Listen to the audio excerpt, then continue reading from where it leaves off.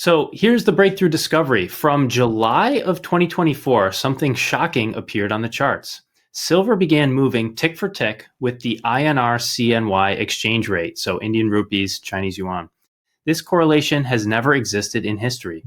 Silver detached from COMEX pricing and started tracking settlement currency flows. This is a signal of sovereign accumulation, not investor speculation.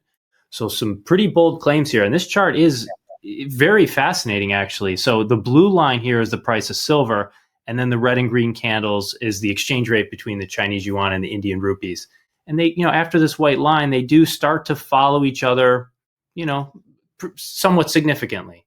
So I'd say you have to move that white line a few months. They're the first area where you said that was the rupee, the lower line?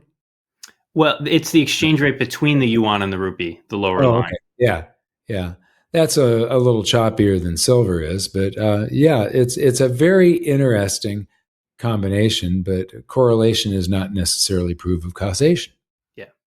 That was one of the things I was going to say. And we're in a situation right now where, okay, the price of silver is going up. Wonderful.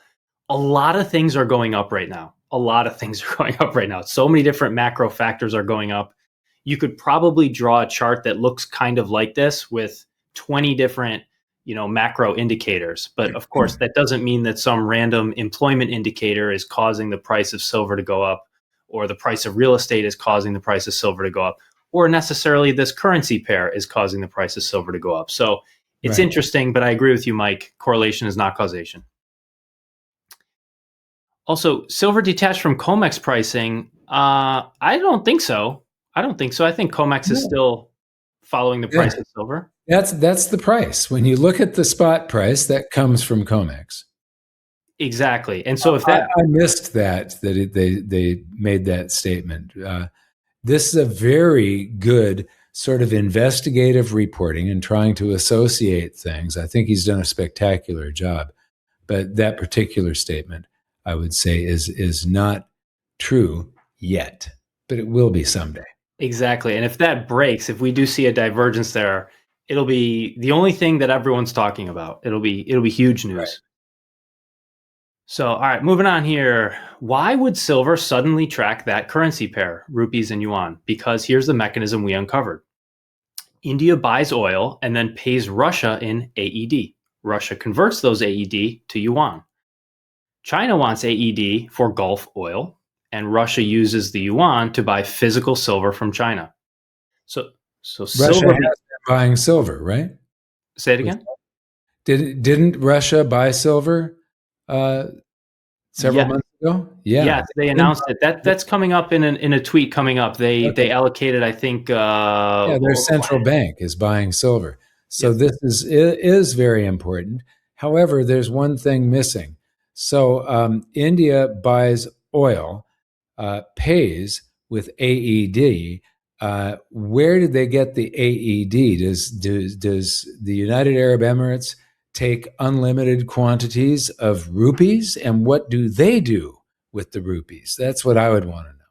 That's a good question, and I do not have the answer for you. But that's exactly, economics is a closed loop, right? So it's got those rupees have to go somewhere. And this would be another. It isn't just China's ability to absorb the AED. It's the United Arab Emirates' ability to absorb rupees, and we just this started with Russia's inability to absorb rupees, and so the whole thread started with that. Exactly. And so I would think that applies elsewhere as well. Yes, I agree. So the last comment he has here, silver becomes the reserve asset storing value from India-Russia trade outside the USD system. So still just asserting that silver is the cornerstone, the bedrock of this trade. Yeah. Well, I hope so. Yeah, exactly. All right. And what did India do when this began? Well, on July 23rd of 2024, India suddenly slashed silver import duty from 15% down to 6%. At the exact same time that currency pair correlation emerged. So why make silver cheaper when prices are exploding globally? Because India wants domestic silver accumulation as a hedge. Government policy moves don't lie. If you look at the history of India and their tariffs and so on, the duties, um, they go up and down, and they've changed them over the years. I don't know. It could be an absolute coincidence that date. Looking at that first chart, I just don't see the absolute correlation when they put that line on the chart. I see the correlation starting several months later when they both start rising at the same time. One is going, yeah, one is somewhat flat, and then the currency pair is jogging up and down like that. Second time that it falls, I don't see silver falling that much or a sustained fall. It does one pullback in there, right? And so I don't see the super high correlation, but if you go down to that bottom of the currency pair, the final bottom, there's a very high correlation after that. Anybody should be able to see that. All right, so that's where we were. Oh, last thing I'll say about the India's policy here, slashing import duty. If you look at the Indian government's rationale for this policy, they say they're trying to reduce smuggling and boost the amount of legal imports. So you never know if that's the full story or if it is trying to. If the government says it, it's never the full story. Right. Yeah, never believe something until it's been officially denied. Right. It's like, exactly. Yeah. So, all right. Then came the final confirmation in late September 2024. Russia released its 2025 to 2027 federal budget. And this is exactly what you were talking about, Mike. For the first time in Russian history, the government officially allocated funds for purchasing critical minerals where silver will be there by default. So silver is now a sovereign reserve asset. So yeah, about $500 million annually for 3 years, this year and the next 2 years. So $500 million. Yeah, that could probably get you 10 million or so. There's people that can afford that. $500 million is not that much for a central bank or for a government to be buying.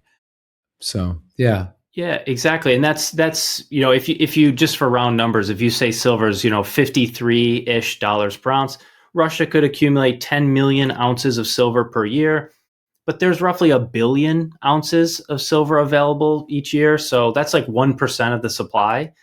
Not the biggest percentage. Right. So it'll maybe move the price a little, of course, but not a staggering amount.